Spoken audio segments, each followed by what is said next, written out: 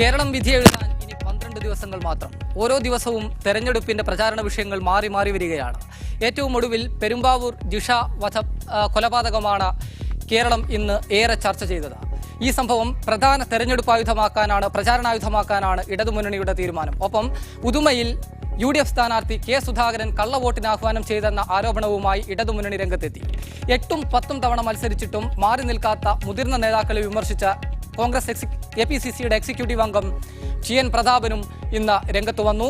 പ്രധാന തെരഞ്ഞെടുപ്പ് വാർത്തകൾ നോക്കാം. ആദ്യം കേരള ബാലറ്റിൽ പ്രധാന വാർത്തകൾ.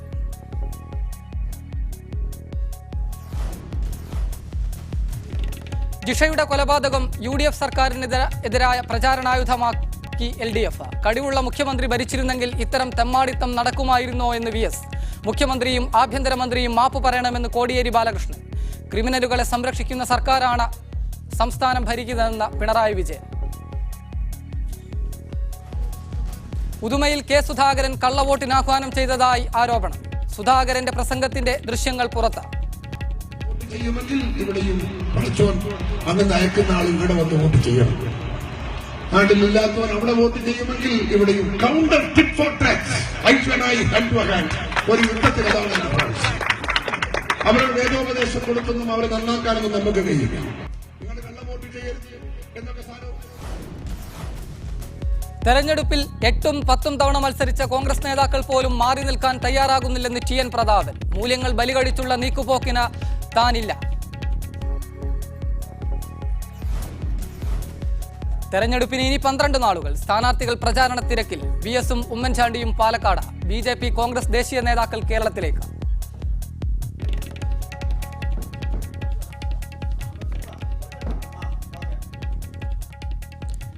പെരുമ്പാവൂർ ജിഷയുടെ കൊലപാതകം UDF സർക്കാരിനെതിരെയുള്ള പ്രചാരണ വിഷയമാക്കി ഇടതുമുന്നണി മാറ്റുന്നു. കഴിവുള്ള മുഖ്യമന്ത്രിയാണ് സംസ്ഥാനം ഭരിക്കുന്നതെങ്കിൽ ഇത്തരം തമ്മാടിത്തം നടക്കുമായിരുന്നോ എന്ന പ്രതിപക്ഷ നേതാവ് VS അച്യുതാനന്ദൻ ചോദിച്ചു. വിഷയത്തിൽ മുഖ്യമന്ത്രിയും ആഭ്യന്തരമന്ത്രിയും മാപ്പ് പറയണമെന്ന് CPM സംസ്ഥാന സെക്രട്ടറി കോടിയേരി ബാലകൃഷ്ണൻ ആവശ്യപ്പെട്ടു. ക്രിമിനലുകളെ സംരക്ഷിക്കുന്ന സർക്കാരാണ് ഭരിക്കുന്നതെന്നായിരുന്നു CPM പോളിറ്റ് ബ്യൂറോ അംഗം പിണറായി വിജയന്റെ പ്രതികരണം. കൊലപാതകവുമായി ബന്ധപ്പെട്ട് പോലീസിന്റെ ഭാഗത്തുനിന്നുണ്ടായ വീഴ്ച സർക്കാരിനെതിരെയുള്ള മുഖ്യ പ്രചാരണ വിഷയമാക്കി മാറ്റിയിരിക്കുകയാണ് LDF. ജനസുരക്ഷയ്ക്ക് പ്രാധാന്യം കൽപ്പിക്കാത്ത സർക്കാരാണെന്നും മുഖ്യമന്ത്രിയുടെ കഴിവുകേടാണ് ഇത്തരം സംഭവങ്ങൾക്ക് പിന്നിലെന്നും VS അച്യുതാനന്ദൻ കുറ്റപ്പെടുത്തി. കേരളത്തിൽ ഇതേപോലുള്ള പലതും സംഭവിച്ചുകൊണ്ടിരിക്കുകയാണ്. കഴിവുകെട്ട ജനങ്ങളുടെ അഭിപ്രായങ്ങളെയും ജനങ്ങളുടെ പ്രശ്നങ്ങളെയും മനസ്സിലാക്കാൻ കഴിവില്ലാത്ത ഒരു ഭരണം ഇരിക്കുന്നിടത്തോളം കാലം ഇതെല്ലാം ഇങ്ങനെ അനുദിനം സംഭവിച്ചുകൊണ്ടിരിക്കും. സർക്കാരിനും പോലീസിനും ഗുരുതര വീഴ്ചയുണ്ടായെന്ന് കോടിയേരി ബാലകൃഷ്ണൻ പ്രതികരിച്ചു. തെരഞ്ഞെടുപ്പായതിനാൽ വിഷയം മറച്ചുവെക്കാൻ പോലീസ് ശ്രമിച്ചെന്നും വിഷയത്തിൽ മുഖ്യമന്ത്രിയും ആഭ്യന്തരമന്ത്രിയും മാപ്പ് പറയണമെന്നും കോടിയേരി ബാലകൃഷ്ണൻ പറഞ്ഞു. ഇത് ഇലക്ഷൻ ആയതുകൊണ്ട് മൂടിവെക്കാൻ ശ്രമിച്ചു. ഈ തെരഞ്ഞെടുപ്പ് കഴിയുന്നത് വരെ ഈ സംഭവം പുറത്തു വരാതിരിക്കണം. ഇതിന്റെ ക്രൂരത എന്തായിരുന്നു ഇവരുദ്ദേശിച്ചിരുന്നത്. അതുകൊണ്ടാണ് ഇത് പുറത്ത് വരുന്നതിൽ കാലതാമസം ഉണ്ടായത്. ക്രിമിനലുകളെ സംരക്ഷിക്കുന്ന സർക്കാരാണിതെന്നും ജിഷയുടെ കൊലപാതകം മറച്ചുവെക്കുന്നതിൽ സർക്കാർ തലത്തിലുള്ള ഉന്നത ഇടപെടലുള്ളതായി സംശയിക്കുന്നുവെന്നുമായിരുന്നു പിണറായി വിജയന്റെ പ്രതികരണം. രാഷ്ട്രീയ താൽപര്യങ്ങൾക്ക് വേണ്ടി പോലീസിനെ ഉപയോഗിച്ചതിന്റെ ഫലമായിട്ടാണല്ലോ ഇതെല്ലാം സംഭവിച്ചത്. കോൺഗ്രസിലെ ഗ്രൂപ്പ് വഴക്കിന് വേണ്ടിയും അവർ നടത്തുന്ന കൊലപാതകങ്ങൾക്ക് വേണ്ടിയും പോലീസിനെ ഉപയോഗിക്കില്ലേ. ഉന്നതങ്ങളിൽ നിന്നുള്ള ഇടപെടൽ എന്ന് പറയുമ്പോൾ ഗവൺമെന്റ് തലത്തിൽ തന്നെയുള്ള ഇടപെടലുണ്ടായി എന്ന് വേണം സംശയിക്കാൻ. വിവിധ ബ്യൂറോകൾക്കൊപ്പം ന്യൂസ് ഡെസ്ക് മീഡിയ 1. KPCC അധ്യക്ഷൻ VM സുധീരന്റെ കടുത്ത എതിർപ്പിനെ അതിജീവിച്ച് അടൂർ പ്രകാശ് വീണ്ടും സ്ഥാനാർത്ഥിയായി എത്തിയതോടെയാണ് കോന്നി മണ്ഡലം സംസ്ഥാന രാഷ്ട്രീയത്തിൽ ശ്രദ്ധാകേന്ദ്രമായത്. അടൂർ പ്രകാശിനെതിരെ ഉയർന്നു വന്ന ആരോപണങ്ങൾ ഉയർത്തിക്കാട്ടിയാണ് മണ്ഡലത്തിലെ ഇടതുമുന്നണിയുടെ പ്രചാരണം. ഇക്കുറിയും മണ്ഡലം സുരക്ഷിത കോട്ടയായി നിലകൊള്ളുമെന്ന ഉറച്ച പ്രതീക്ഷയിലാണ് UDF. 2 പതിറ്റാണ്ട് തുടർച്ചയായി UDF കൈവശം വച്ചിരിക്കുന്ന മണ്ഡലമാണ് കോന്നി. അനിശ്ചിതത്വങ്ങൾക്കും വിവാദങ്ങൾക്കും ഒടുവിൽ അടൂർ പ്രകാശ് തന്നെ വീണ്ടും സ്ഥാനാർത്ഥിയായി എത്തിയതോടെ UDF തികഞ്ഞ ആത്മവിശ്വാസത്തിലാണ്. അതേസമയം അഴിമതി ഉൾപ്പെടെ ഉയർത്തിക്കാട്ടി ശക്തമായ ഒരു പോരാട്ടം തന്നെ കാഴ്ചവെക്കാനുള്ള ഒരുക്കത്തിലാണ് LDFും. സ്ഥാനാർത്ഥി നിർണയത്തിന്റെ അവസാന ഘട്ടം വരെ നിലനിന്ന അനിശ്ചിതത്വങ്ങൾക്കൊടുവിൽ 5ാം തവണയും അടൂർ പ്രകാശ് മത്സരരംഗത്ത് എത്തിയതോടെയാണ് കോന്നിയിലേത് സംസ്ഥാനം ഉറ്റുനോക്കുന്ന തിരഞ്ഞെടുപ്പായി മാറിയത്. തനിക്കെതിരെ ഉയർന്നു വന്ന നീക്കങ്ങൾക്കെല്ലാം ജനവിധി മറുപടിയാകുമെന്നാണ് അടൂർ പ്രകാശിന്റെ നിലപാട്. കോന്നിയിലെ ജനങ്ങൾ 20 വർഷക്കാലമായി എന്നെ വിശ്വസിച്ച് എന്നോടൊപ്പം എനിക്ക് ഏതൊക്കെ അവസരത്തിൽ എന്തൊക്കെ പ്രയാസങ്ങൾ ഉണ്ടായ അവസരങ്ങളിലൊക്കെ എനിക്ക് വേണ്ടുന്ന എല്ലാ കൈത്താങ്ങും തന്നിട്ടുള്ളത് ഈ കോന്നിയിലെ ജനങ്ങളാണ്. തർക്കങ്ങൾക്കൊടുവിലാണ് കോന്നിയിലെ LDF സ്ഥാനാർത്ഥി നിർണയവും പൂർത്തിയായത്. എന്നാൽ അടൂർ പ്രകാശിനെതിരെ ആരോപണങ്ങളുടെ നിര തന്നെ വീണുകിട്ടിയതോടെ LDF ക്യാമ്പ് ആവേശത്തിലാണ്. അഴിമതിക്കെതിരായ ജനവിധിയാകും കോന്നിയിലേതെന്നാണ് LDFന്റെ നിലപാട്. സോളാർ മുതൽ ഭൂമിദാനം വരെയുള്ള എല്ലാ അഴിമതിയുടെയും പിന്നിലോ മുന്നിലോ നിന്ന് പ്രവർത്തിച്ച ആളാണ് ഈ ജനപ്രതിനിധി എന്നുള്ളത് ജനങ്ങൾക്ക് ബോധ്യപ്പെട്ടിട്ടുണ്ട്. പതിവിൽ കവിഞ്ഞ ആവേശത്തോടെ ഇക്കുറി LDF സജീവമായി തന്നെ രംഗത്തുണ്ട്. പിഴവുകളില്ലാതെ പ്രചരണം കൊഴിപ്പിക്കാനാണ് UDFന്റെ പരിശ്രമം.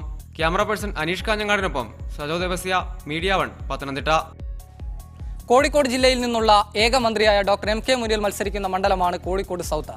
കഴിഞ്ഞ തെരഞ്ഞെടുപ്പിൽ നേരിയ ഭൂരിപക്ഷത്തിനാണ് MK മുനീർ വിജയിച്ചത്. ഇത്തവണ ഭൂരിപക്ഷം വർദ്ധിപ്പിക്കാനാകുമെന്ന പ്രതീക്ഷയിലാണ് UDF. അതേസമയം മണ്ഡലം ഇത്തവണ തിരിച്ചുപിടിക്കാനാകുമെന്ന ഉറച്ച പ്രതീക്ഷയിൽ ശക്തമായ പ്രചാരണവുമായാണ് ഇടതുമുന്നണി മുന്നോട്ടു പോകുന്നത്. ഇഞ്ചോടിഞ്ച് പോരാട്ടം നടക്കുന്ന കോഴിക്കോട് സൗത്ത് മണ്ഡലത്തിൽ പ്രചാരണം അതിന്റെ അവസാന ഘട്ടത്തിലേക്ക് അടുക്കുമ്പോൾ MK മുനീർ വിജയ പ്രതീക്ഷയിലാണ്. അവസാന ഘട്ടത്തിലേക്ക് പ്രവേശിക്കുമ്പോൾ എന്താണ് നിങ്ങളുടെ പ്രതീക്ഷ? ഇത് പലപ്പോഴും ഇടതുപക്ഷത്തിന് ലഭിച്ചിരുന്ന മണ്ഡലമാണ്. അതുകൊണ്ട് ഇടതുപക്ഷ ചായ്വ് പലപ്പോഴും കാണിച്ചൊരു മണ്ഡലമാണ്. പക്ഷെ കഴിഞ്ഞ 5 വർഷത്തെ പ്രവൃത്തി കൊണ്ട് നമുക്ക് ഇവിടെ എല്ലാ രീതിയിലുള്ള ആത്മവിശ്വാസവും ലഭിച്ചിട്ടുണ്ട്. അതുകൊണ്ട് ഇഞ്ചോടിഞ്ച് എന്ന് ഞാൻ ഒരു ഘട്ടത്തിലും പറഞ്ഞിട്ടില്ല. 2011 കേവലം 1376 വോട്ടായിരുന്നു മുനീറിന്റെ ഭൂരിപക്ഷം. മണ്ഡലത്തിലെ വികസന നേട്ടങ്ങളും മന്ത്രി എന്ന നിലയിൽ നടപ്പിലാക്കിയ സാമൂഹ്യക്ഷേമ പദ്ധതികളുമാണ് മുനീർ പ്രചാരണ വിഷയമാക്കുന്നത്. INL സംസ്ഥാന ജനറൽ സെക്രട്ടറി AP അബ്ദുൽ വഹാബാണ് LDF സ്ഥാനാർത്ഥി. BJPയുമായി കോഴിക്കോട് സൗത്ത് മണ്ഡലത്തിൽ മുസ്ലിം ലീഗ് വോട്ടുകച്ചവടം നടത്തുന്നു എന്നതാണ് LDF പ്രചാരണത്തിലുന്നയിക്കുന്ന പ്രധാന ആരോപണം. കോഴിക്കോട് സൗത്തിൽ ഒരു വലിയ വോട്ട് കച്ചവടം, ഒരുപക്ഷെ കോഴിക്കോട് ജില്ലയിലെ ഏറ്റവും വലിയ വോട്ട് കച്ചവടം കോഴിക്കോട് സൗത്ത് മണ്ഡലത്തിൽ നടക്കുമെന്നാണ്. അപ്പോൾ ഈ വോട്ട് കച്ചവടത്തെ ഒക്കെ മറികടക്കാനുള്ള പ്രബുദ്ധത കോഴിക്കോട് സൗത്തിലെ വോട്ടർമാർക്കുണ്ട്. ആ രീതിയിൽ തന്നെ കോഴിക്കോട് സൗത്തിലെ വോട്ടർമാർ അതിനെ കാണും. 2006 PMA സലാം INL പ്രതിനിധിയായി സൗത്തിൽ മത്സരിച്ചപ്പോൾ 14,000-ലധികം വോട്ടിനാണ് LDF വിജയിച്ചിരുന്നത്. PDJSന്റെ സതീഷ് കുറ്റിയിലാണ് NDA സ്ഥാനാർത്ഥി. BK Suhail, media 1, Kozhikode. തെരഞ്ഞെടുപ്പ് പ്രചാരണം അവസാന ഘട്ടത്തിലേക്ക് കടക്കുമ്പോൾ ദേശീയ നേതാക്കളുടെ ഒരു പട തന്നെ കേരളത്തിൽ പ്രചാരണത്തിനെത്തുന്നുണ്ട്. കോൺഗ്രസിന്റെയും BJPയുടെയും ദേശീയ നേതാക്കളാണ് വരും ദിവസങ്ങളിൽ സംസ്ഥാനത്ത് പ്രചാരണ പരിപാടികൾക്കായി വരുന്നത്. അമിത്ഷാ നാളെ കേരളത്തിലെത്തും. പ്രധാനമന്ത്രി സംസ്ഥാനത്തെ 5 ഇടങ്ങളിൽ തെരഞ്ഞെടുപ്പ് റാലികളിൽ സംസാരിക്കും. വിശദാംശങ്ങളുമായി തിരുവനന്തപുരത്ത് നിന്ന് അല്ലമീൻ ചേരുന്നു. അല്ലമീൻ, ഏതൊക്കെ ദേശീയ നേതാക്കളാണ് വരും ദിവസങ്ങളിൽ കേരളത്തിലെത്തുന്നത്? അഷ്റഫ്, തെരഞ്ഞെടുപ്പ് പ്രചാരണം അതിൻ്റെ അവസാന ഘട്ടത്തിലേക്ക് കടന്നതോടുകൂടി പ്രചാരണ രംഗം സജീവമാക്കുന്നതിന് കൊഴുപ്പിക്കുന്നതിന് കേന്ദ്ര നേതാക്കളടക്കം രംഗത്തിറങ്ങുകയാണ്. കോൺഗ്രസിൻ്റെയും CPMൻ്റെയും BJPയുടെയും കേന്ദ്ര നേതാക്കളാണ് വരും ദിവസങ്ങളിൽ കേരളത്തിലെ പ്രചാരണ വേദികളിൽ സജീവമാകാൻ പോകുന്നത്. ഇതിനോടകം വിവിധ കേന്ദ്ര നേതാക്കൾ എത്തിയിട്ടുണ്ട്. ഇനി പ്രധാനമന്ത്രി അടക്കം സോണിയാഗാന്ധി അടക്കമുള്ള നേതാക്കളൊക്കെ തന്നെ CPMൻ്റെ ദേശീയ general secretary CPM general secretary Sitaram Yechury അടക്കമുള്ളവർ സംസ്ഥാനത്തേക്ക് വരികയാണ്. BJP അധ്യക്ഷൻ അമിത്ഷാ നാളെ കേരളത്തിലെത്തുന്നുണ്ട്. അദ്ദേഹം നാളെയും മറ്റന്നാളും ഒക്കെ തന്നെ കേരളത്തിലുണ്ടാകും. 3 പരിപാടികളിലാണ് അദ്ദേഹം പ്രധാനമായും പങ്കെടുക്കുക. അമിത്ഷാ മടങ്ങുന്നതിന് പിന്നാലെ പ്രധാനമന്ത്രി നരേന്ദ്രമോദിയും കേരളത്തിലേക്ക് എത്തുന്നുണ്ട്. 6, 8, 11 തീയതികളിലായി 5 വേദികളിലാണ് പ്രധാനമന്ത്രിയും പ്രചാരണ പ്രവർത്തനങ്ങളിൽ പങ്കാളിയാവുക. ഒപ്പം കോൺഗ്രസ് അധ്യക്ഷ സോണിയാഗാന്ധി 9-ാം തീയതി കേരളത്തിലെത്തുന്നുണ്ട്. തിരുവനന്തപുരത്തും തൃശൂർ ജില്ലകളിലുമായി വിവിധ പരിപാടികളിൽ അവർ പങ്കെടുക്കുന്നുണ്ട്. സോണിയാഗാന്ധിക്ക് പിന്നാലെ 12-ാം തീയതി കോൺഗ്രസ് ഉപാധ്യക്ഷൻ രാഹുൽ ഗാന്ധിയും ഇവിടേക്കെത്തും. ഒപ്പം 7-ാം തീയതി വൃന്ദ കാരാട്ട്, 8-ാം തീയതി CPM general secretary Sitaram Yechury, 9-ാം തീയതി പ്രകാശ് കാരാട്ട് തുടങ്ങി കേന്ദ്ര നേതാക്കൾ, പ്രധാന നേതാക്കൾ എത്തുന്നുണ്ട്. ഇതിന് പുറമെ വിവിധ കേന്ദ്ര മന്ത്രിമാരും കോൺഗ്രസിൻ്റെ വിവിധ സംസ്ഥാനങ്ങളിലുള്ള മന്ത്രിമാരും ഒക്കെ തന്നെ സംസ്ഥാനത്തേക്ക് എത്തുകയാണ്. ഏതായിരുന്നാലും തിരഞ്ഞെടുപ്പിന് ഇനി ദിവസങ്ങൾ മാത്രം ബാക്കി നിൽക്കെ തിരഞ്ഞെടുപ്പ് പ്രചാരണ രംഗത്ത് താരപ്രചാരകരായിട്ട് കേന്ദ്ര നേതാക്കൾ തന്നെയായിരിക്കും രംഗം കൈയടക്കുക. സംസ്ഥാനത്തെ നേതാക്കളൊക്കെ തന്നെ ഇതിനോട് വിവിധ മേഖലകളിൽ വിവിധ പ്രചാരണ പരിപാടികളിൽ സജീവമായി കൊണ്ടിരിക്കുകയാണ്. കേന്ദ്ര മന്ത്രിമാരടക്കമുള്ളവർ ഇതിനോടകം വിവിധ BJPയുടെ വിവിധ പ്രചാരണ വേദികളിലും സജീവമായി. ഇനി വരും ദിവസങ്ങളിൽ ഇത്തരത്തിൽ കേന്ദ്ര നേതാക്കൾ തന്നെയായിരിക്കും സംസ്ഥാനത്തെ തെരഞ്ഞെടുപ്പ് പ്രചാരണ ഗോതകളിൽ താരപ്രചാരകരായി മാറുക. അഷ്റഫ്. റൈറ്റ് അല്ലമീൻ, സംസ്ഥാനത്ത് ദേശീയ നേതാക്കളുടെ പ്രചാരണ തീയതികളും അവർ വരുന്നതിൻ്റെ വിശദാംശങ്ങളുമാണ് തിരുവനന്തപുരത്ത് നിന്ന് അല്ലമീൻ നൽകിയത്. മറ്റൊരു വാർത്തയിലേക്ക്. ഉദുമയിൽ കള്ളവോട്ട് ചെയ്യാൻ UDF സ്ഥാനാർത്ഥി കെ സുധാകരൻ ആഹ്വാനം ചെയ്തതായി ആരോപണം. കള്ളവോട്ട് ചെയ്യരുതെന്ന് എതിരാളികളോട് സാരോപദേശം നടത്തിയിട്ട് കാര്യമില്ലെന്ന് ഉദുമയിലെ തെരഞ്ഞെടുപ്പ് യോഗത്തിൽ സുധാകരൻ പറയുന്ന ദൃശ്യങ്ങളാണ് പുറത്തായിരിക്കുന്നത്. അവിടെ മരിച്ചവർ വോട്ട് ചെയ്യുന്നുണ്ടെങ്കിൽ ഇവിടെയും പടച്ചോനയച്ചവർ വോട്ട് ചെയ്യണം. നാട്ടിലില്ലാത്തവർ അവിടെ വോട്ട് ചെയ്യുന്നുണ്ടെങ്കിൽ ഇവിടെയും വോട്ട് ചെയ്യണമെന്നും ഈ വീഡിയോയിൽ സുധാകരൻ പറയുന്നുണ്ട്. ഞാൻ നിങ്ങളിൽ നിന്ന് പ്രതീക്ഷിക്കുന്നത് അർത്ഥശങ്കക്കിടയില്ലാതെ വിധം പറയാ, ആരും പുറത്തു പറയേണ്ട. 90 മുകളിൽ നിങ്ങൾ പോളിംഗ് പെർസെന്റേജ് എത്തിക്കണം. അതാണ് നിങ്ങളുടെ ടാർഗറ്റ്. 54 മുതൽ 76 വരെയാണ് ഈ പഞ്ചായത്തിലെ പോളിംഗ് പെർസെന്റേജ്. 73.5 മാക്സിമം. ബാക്കി വോട്ട് കൊടുക്കും. ഇതൊന്നും ഇല്ലാത്തവൻ അവിടെ കുത്തി ഇളക്കി സ്വർഗത്തിൽ പോയവരും നരകത്തിൽ പോയവരും ഒക്കെ രാവിലെ വന്ന് അവിടെ വോട്ട് ചെയ്ത് അവന്റെ പെർസെന്റേജ് 93-94. നമ്മൾ ഉള്ള വോട്ട് ചെയ്ത് നമ്മൾ 80-ലേക്ക് 90-ലേക്ക് എത്തുന്നില്ല എങ്കിൽ രാഷ്ട്രീയ രംഗത്ത് നമുക്ക് പ്രതീക്ഷിക്കാത്തതൊക്കെ സംഭവിക്കും. അതുകൊണ്ട് നിങ്ങൾക്ക് ഞാൻ തരുന്ന ടാർഗറ്റ് 90%. ആ 90% ഇഞ്ചോടിഞ്ച് ഫൈറ്റ് ചെയ്തത് പൂർത്തിയാക്കാൻ നിങ്ങൾക്ക് സാധിക്കണം. അവിടെ മരിച്ചവൻ വോട്ട് ചെയ്യുമെങ്കിൽ ഇവിടെയും പഠിച്ചോൻ അങ്ങനെ അയക്കുന്ന ആൾ ഇവിടെ വന്ന് വോട്ട് ചെയ്യണം. നാട്ടിലില്ലാത്തവൻ അവിടെ വോട്ട് ചെയ്യുമെങ്കിൽ ഇവിടെയും കൗണ്ടർ ടിറ്റ് ഫോർ ടാക്സ് ഐശ്വനായി ഹൻവഹാൻ ഒരു യുദ്ധത്തിലാണ് പ്രാവശ്യം. അവരുടെ വേദോപദേശം കൊടുത്തൊന്നും അവരെ നന്നാക്കാനൊന്നും നമുക്ക് കഴിയില്ല. കൂടുതൽ തെരഞ്ഞെടുപ്പ് വാർത്തകളിലേക്കും വിശേഷങ്ങളിലേക്കും വരാം. ഒരു ചെറിയ ഇടവേളയ്ക്ക് ശേഷം. ഇരു മുന്നണികളും ഒരുപോലെ പ്രതീക്ഷ പുലർത്തുന്ന മണ്ഡലമാണ് കോഴിക്കോട് ജില്ലയിലെ കുറ്റ്യാടി. കേര കർഷകരുടെ നാട്ടിൽ അട്ടിമറി ലക്ഷ്യം വെച്ച് UDFും മണ്ഡലം നിലനിർത്താനായി LDFും ചൂടേറിയ പ്രചാരണത്തിലാണ്. ലോക്സഭാ തെരഞ്ഞെടുപ്പിലെ കണക്കിൽ UDF കണ്ണുവെക്കുമ്പോൾ തദ്ദേശ തെരഞ്ഞെടുപ്പിലെ മുൻതൂക്കമാണ് ഇടതുമുന്നണിയുടെ കരുത്ത്. കേര കർഷകരുടെ നാട് കുറ്റ്യാടി. ലോക്സഭാ തെരഞ്ഞെടുപ്പിൽ UDFിനെയും നിയമസഭാ തെരഞ്ഞെടുപ്പിൽ LDFിനെയും പിന്തുണയ്ക്കുന്ന ചരിത്രമാണ് കുറ്റ്യാടിക്കുള്ളത്. അതുകൊണ്ട് തന്നെ കുറ്റ്യാടിയിലെ വോട്ടർമാരുടെ മനസ്സറിയാൻ ബുദ്ധിമുട്ടാണ്. കുറ്റ്യാടി മണ്ഡലത്തിൽ നിർത്താൻ ഇത്തവണയും LDF നിയോഗിച്ചിരിക്കുന്നത് KK ലതികയാണ്. പ്രചാരണത്തിന്റെ ചൂടിലാണ് KK ലതിക. എങ്ങനെയുണ്ട് പ്രചാരണമൊക്കെ? എങ്ങനെ മുന്നേറുന്നു? ആത്മവിശ്വാസം? 100% ആത്മവിശ്വാസമുണ്ട്. എൻ്റെ പര്യടനം ഇപ്പോഴാണ് ആരംഭിച്ചത്. ലോക്സഭാ തെരഞ്ഞെടുപ്പിൻ്റെ രാഷ്ട്രീയമല്ല പലപ്പോഴും നിയമസഭാ തെരഞ്ഞെടുപ്പ് ഉണ്ടാകുക. കഴിഞ്ഞ ഗ്രാമപഞ്ചായത്ത് തദ്ദേശ സ്വയംഭരണ സ്ഥാപനങ്ങളിലേക്കുള്ള തെരഞ്ഞെടുപ്പിൽ ഈ മണ്ഡലത്തിലെ 2 പഞ്ചായത്തിലൊഴിച്ച് 6 പഞ്ചായത്തുകളും ഇടതുപക്ഷത്തോടൊപ്പമാണ് നിൽക്കുന്നത്. കുറ്റ്യാടി മണ്ഡലം പിടിച്ചെടുക്കാനുള്ള ദൗത്യം UDF ഏൽപ്പിച്ചിരിക്കുന്നത് പാറക്കൽ അബ്ദുള്ളയാണ്. എങ്ങനെയുണ്ട് പ്രചാരണമൊക്കെ? ഇത്തവണ കുറ്റ്യാടി ചരിത്രം മാറ്റി എഴുതുമോ? കുറ്റ്യാടി ചരിത്രം തിരുത്തിക്കുറിക്കും. പ്രചരണത്തിലേറെ മുന്നിലാണ് ഞങ്ങൾ. 100% വിജയപ്രതീക്ഷയോടുകൂടിയാണ് കുറ്റ്യാടിയിലെ ജനാധിപത്യ വിശ്വാസികൾ മുന്നോട്ട് പോകുന്നത്. പൂർണ്ണമായും പിന്നോക്കം നിൽക്കുന്ന ഒരു പ്രദേശമായി കുറ്റ്യാടി മാറിയിരിക്കുകയാണ്. 4 പതിറ്റാണ്ടായി ഇവിടെ വളർച്ച എല്ലാ രംഗത്തും മുരടിച്ച് കിടക്കുകയാണ്. ഈ എല്ലാ മേഖലയിലും പിറകോട്ടാണ് ഈ നിയോജക മണ്ഡലം. അതുകൊണ്ട് തന്നെ ഒരു മാറ്റത്തിന് വേണ്ടി ജനങ്ങൾ തയ്യാറെടുത്തിരിക്കുന്നു. ജനപക്ഷ രാഷ്ട്രീയം ഉയർത്തി വെൽഫെയർ പാർട്ടിയും തെരഞ്ഞെടുപ്പ് ഗോതയിൽ സജീവമാണ്. PC ഭാസ്കരനാണ് വെൽഫെയർ പാർട്ടിയുടെ സ്ഥാനാർത്ഥി. ഞങ്ങളൊരു ഉത്സവം പോലെയാണ് ഈ തെരഞ്ഞെടുപ്പിനെ കാണുന്നത്. പാർട്ടിയെ ജനങ്ങളിലെത്തിക്കുക, ജനപക്ഷ രാഷ്ട്രീയം ഉയർത്തിക്കൊണ്ട് കോർപ്പറേറ്റുകൾക്കെതിരായി ഞങ്ങൾ ശത്രുവായി കാണുന്നത് കോർപ്പറേറ്റുകളാണ്. അപ്പോൾ വികസനത്തിൻ്റെ പേരിൽ കോർപ്പറേറ്റുകൾ രാജ്യത്ത് വിഴുങ്ങിക്കൊണ്ടിരിക്കുക. കോർപ്പറേറ്റുകളെ മുഖ്യ ശത്രുവായി കാണുന്ന ഏക രാഷ്ട്രീയ പാർട്ടി വെൽഫെയർ പാർട്ടി. BJP സ്ഥാനാർത്ഥി രാംദാസ് മണലേരിയാണ്. PDP, സമാജ്വാദി പാർട്ടി സ്ഥാനാർത്ഥികളടക്കം 12 പേരാണ് കുറ്റ്യാടിയിൽ ജനവിധി തേടുന്നത്. ക്യാമറ പേഴ്സൺ റോബിൻ BRനൊപ്പം ഷിത ജഗത്, മീഡിയ 1 കോഴിക്കോട്. മന്ത്രി അനൂപ് ജേക്കബ് മത്സരിക്കുന്ന പിറവം മണ്ഡലത്തിൽ ഇത്തവണ അതിശക്തമായ മത്സരമാണ് നടക്കുന്നത്. മന്ത്രി എന്ന നിലയിൽ മണ്ഡലത്തിൽ ചെയ്ത വികസന പദ്ധതികൾ ചൂണ്ടിക്കാട്ടിയാണ് അനൂപ് ജേക്കബ് വോട്ട് ചോദിക്കുന്നത്. എന്നാൽ ഭക്ഷ്യമന്ത്രിക്കെതിരെ ഉയർന്നു വന്ന അഴിമതി ആരോപണങ്ങൾ പ്രധാന പ്രചാരണായുധമാക്കിയാണ് ഇടതുമുന്നണി ജനങ്ങളെ സമീപിക്കുന്നത്. പിറവം മണ്ഡലത്തിലെ തെരഞ്ഞെടുപ്പ് പ്രചാരണ വിശേഷങ്ങളിലേക്ക്. 2011 TM ജേക്കബിന് 157 വോട്ടിന്റെ ഭൂരിപക്ഷം മാത്രം നൽകി വോട്ടെണ്ണലിന്റെ അവസാനം വരെ ഉദ്വേഗം നിലനിർത്തിയ മണ്ഡലമാണ് പിറവം. TM ജേക്കബിന്റെ മരണത്തെ തുടർന്നുണ്ടായ സഹതാപ തരംഗത്തിൽ അനൂപ് ജേക്കബ് 12,000-ലധികം വോട്ടിനാണ് പിറവത്ത് ജയിച്ചു കയറിയത്. എന്തായാലും ഞങ്ങൾ നല്ല ഒരു ആത്മവിശ്വാസത്തോടാണ് നിങ്ങൾ ജനങ്ങൾ എല്ലാം വിലയിരുത്താൻ ജനങ്ങൾക്ക് കഴിയുമല്ലോ. ഞാൻ ഈ നിയോജകമണ്ഡലത്തിൽ ചെയ്തിട്ടുള്ള വികസന കാര്യങ്ങൾ. മന്ത്രിമണ്ഡലം പിടിക്കാൻ കിട്ടാവുന്നതിൽ ഏറ്റവും മികച്ച സ്ഥാനാർത്ഥിയായ MJ ജേക്കബിനെയാണ് LDF ഗോതയിൽ ഇറക്കിയിരിക്കുന്നത്. മന്ത്രി എന്ന നിലയിലും MLA എന്ന നിലയിലും അനൂപ് ജേക്കബ് സമ്പൂർണ്ണ പരാജയമായിരുന്നുവെന്ന് LDF പറയുന്നു. അഴിമതിയും ഒക്കെ പറയുമ്പോൾ ജനങ്ങളൊരു വലിയ ആളുകൾക്കൊരു പ്രത്യേകിച്ചൊരു ഒരു പ്രതികാര ചെയ്യണമെന്നുള്ള മനോഭാവം ഈ ഗവൺമെൻറ്റിനെതിരായിട്ട് ഉണ്ട്. എന്നാൽ മണ്ഡലത്തിൽ കാര്യമായ സ്വാധീനമില്ലാത്ത NDA BDJS സ്ഥാനാർത്ഥിയാണ് ഇവിടെ ഇറക്കിയിരിക്കുന്നത്. BDJS മധ്യകേരളത്തിൽ ഏറ്റവും കൂടുതൽ സ്വാധീനമുള്ള ഒരു മേഖലയാണ് ഇവിടെ. 48,000 വോട്ടോളം അവർക്കുണ്ട്. ജോണി നെല്ലൂരിന് സീറ്റ് നിഷേധിച്ചത് തെരഞ്ഞെടുപ്പിൽ ഭീഷണിയാകുമോ എന്ന ഭയം അനൂപ് ജേക്കബിനുണ്ട്. രൂക്ഷമായ സഭാതർക്കവും കാർഷിക മണ്ഡലത്തിലെ വിലത്തകർച്ചയും തെരഞ്ഞെടുപ്പിൽ ബാധിക്കുന്ന വിഷയങ്ങളാണ്.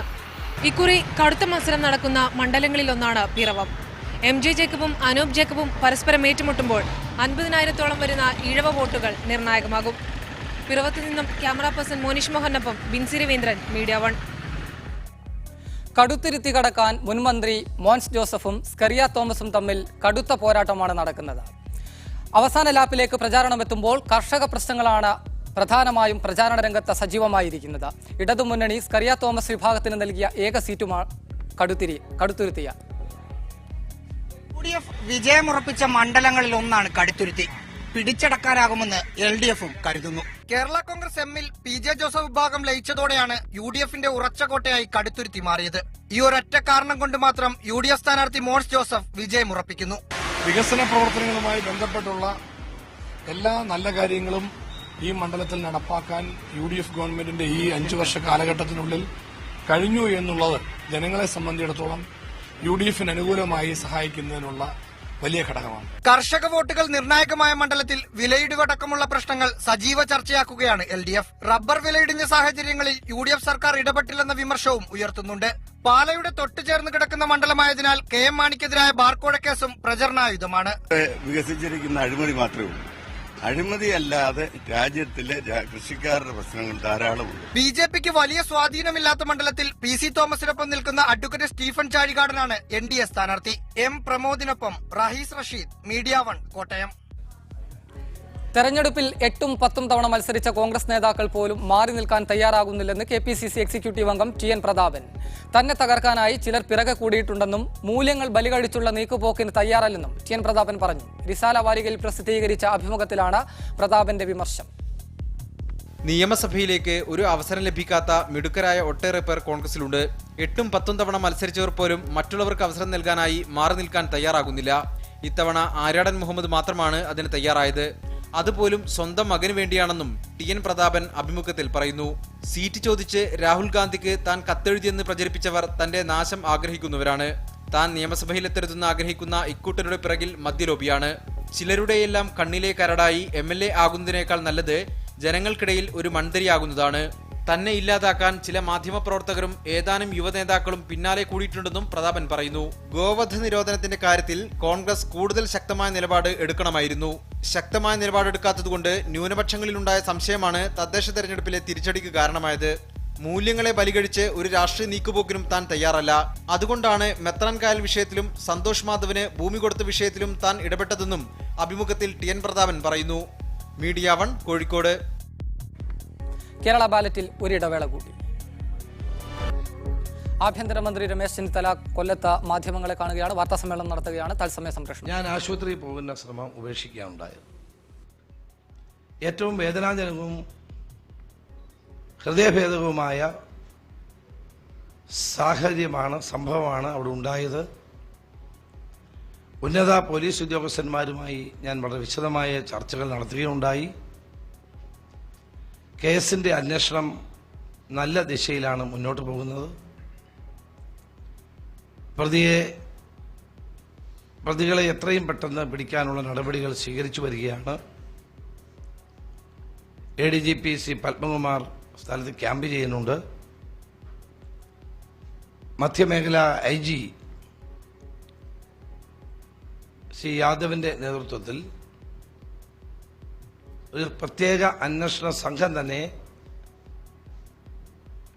രൂപീകരിച്ചുകൊണ്ട് അന്വേഷണം നടത്തി വരികയാണ്.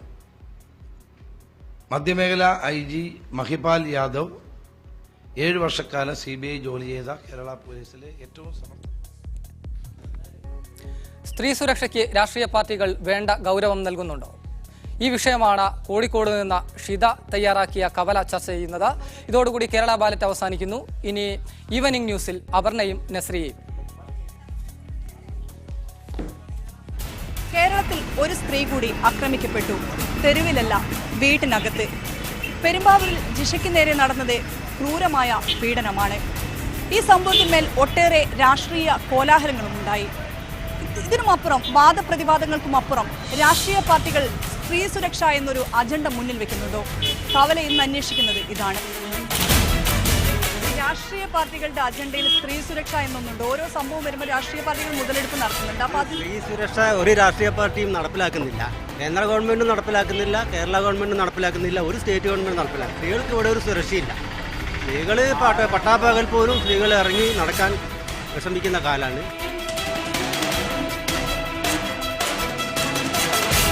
രാഷ്ട്രീയ പാർട്ടിൻ്റെ അജണ്ടയിലും ഇല്ല. രാഷ്ട്രീയ പാർട്ടികൾക്കൊക്കെ ലക്ഷ്യങ്ങളൊക്കെ വേറെയല്ലേ. അത് വലിയ വലിയ കാര്യങ്ങൾ സംസാരിക്കും, അവരെ നിലനിൽപ്പ് ഇത്രയേ ഉള്ളൂ. അതിൽ സ്ത്രീ സുരക്ഷ വരുന്നില്ല, വോട്ട് മാത്രം, അതാ മാനദണ്ഡം. അങ്ങനെയൊക്കെ പറയുന്നുണ്ട് രാഷ്ട്രീയക്കാർ, പക്ഷേ ഒന്നും നടപ്പിലാവുന്നില്ല എന്നാണ് തോന്നുന്നത്. Compared to the other cities, the crimes and problems that women are facing in Kerala is much more lesser, I feel. ഇതൊക്കെ നൽകുന്നില്ല നമ്മൾ കണ്ടല്ലോ, അതുകൊണ്ടാണല്ലോ അത് അറിയപ്പെടാണ്ട് പോയത്. എല്ലാം പറയും, ഞാൻ അങ്ങനെയും ഇങ്ങനെയും എല്ലാം പറയും. പക്ഷേ എങ്കിൽ എന്തെങ്കിലും പിന്നെ വന്നു കഴിഞ്ഞാൽ ആരും അതിനെപ്പറ്റി കുറച്ച് ചിന്തിക്കും, പപ്പടം പോയി. സ്ത്രീ സുരക്ഷ ഒരു തരത്തിലും കേരളത്തിൽ ഉണ്ടെന്ന് എനിക്ക് അഭിപ്രായമില്ല. കാരണം ഇന്നത്തെ നമ്മൾ പത്രത്തിലൊക്കെ വായിക്കുന്ന കാര്യങ്ങൾ ആലോചിച്ചാൽ തന്നെ അറിയാലോ. ഒരു ഇലക്ഷൻ നടക്കുന്നതിന് നമ്മൾ ആ ഇലക്ഷന് മുമ്പ് തന്നെ ഈ പ്രതികളെ കണ്ടുപിടിച്ച് തക്കത ശിക്ഷ മേടിച്ചു കൊടുത്തിട്ട് ആരും വോട്ട് ചെയ്യാൻ പോകരുത്, അതാണ് ചെയ്യേണ്ടത്. രാഷ്ട്രീയക്കാർക്ക് ഇപ്പം കുറച്ച് സങ്കടം പറഞ്ഞ് അവർക്കങ്ങ് പോയത് ആ അമ്മയ്ക്കും ആ സഹോദരിക്കാണ്. എൻ്റെ മോളെയൊക്കെ അയക്കുമ്പോൾ തന്നെ എങ്ങോട്ടാ പോണത്, എവിടെയാ പോണത്, ആരാ പോണത് കൂടെ എന്നുള്ള എപ്പോഴും ടെൻഷൻ തന്നെയാണ്. ഏതെങ്കിലും രാഷ്ട്രീയ പാർട്ടി തന്നെ സ്ത്രീ സുരക്ഷയ്ക്ക് മുൻതൂക്കം നൽകി മുന്നോട്ട് വരുന്നതായി തോന്നിയിട്ടുണ്ട്? അത്രയും തോന്നിയിട്ടില്ല. എല്ലായിടത്തിലും വേണം, അതിപ്പോൾ ആര് ഭരിക്കുകയാണെങ്കിലും വേണം. വലിയ വിഷമമുള്ളൊരു സംഗതിയാണ്. തീർച്ചയായും രാഷ്ട്രീയ പാർട്ടികളുടെ അജണ്ടയിൽ സ്ത്രീ സുരക്ഷ. അപ്പോൾ ഇതിനെതിരെ ഇന്ന് ഭരിച്ചുകൊണ്ടിരിക്കുന്ന ആൾക്കാർ എന്ത് ചെയ്യുന്നു എന്നുള്ളത് നമ്മൾ ചിന്തിക്കേണ്ടിയിരിക്കുന്നത്. ഇന്നും നല്ലയും തുടങ്ങിയ സംഭവമല്ല, ഒരുപാട് കാലങ്ങളായി പറയുന്ന ഒരു കാര്യമാണ് സ്ത്രീ സുരക്ഷിതയല്ല. കേരളത്തിലെ നല്ല ഇന്ത്യയിൽ മൊത്തം സ്ത്രീകൾക്കെതിരെയുള്ള ആക്രമണങ്ങൾ കൂടി വരികയാണ്. സ്ത്രീ സുരക്ഷ അല്ലെങ്കിൽ സ്ത്രീ ശാക്തീകരണം എന്നത് രാഷ്ട്രീയ പാർട്ടികളുടെ അജണ്ടയിൽ ഉണ്ടോ എന്നുള്ളതായിരുന്നു കവല പരിശോധിച്ചത്. പക്ഷേ അതേസമയം നിരവധി സ്ത്രീകൾ നമ്മോട് പങ്കുവച്ച അത്തരമൊരു അഭിപ്രായം അല്ലെങ്കിൽ അത്തരമൊരു അജണ്ട ഒരു രാഷ്ട്രീയ പാർട്ടിയും ഉന്നയിക്കുന്നില്ല. തെരഞ്ഞെടുപ്പ് വേളയിൽ ഉണ്ടാകുന്ന ഇത്തരം കോലാഹലങ്ങൾ മാത്രമാണ് നടക്കുന്നത് എന്നുള്ളതാണ്.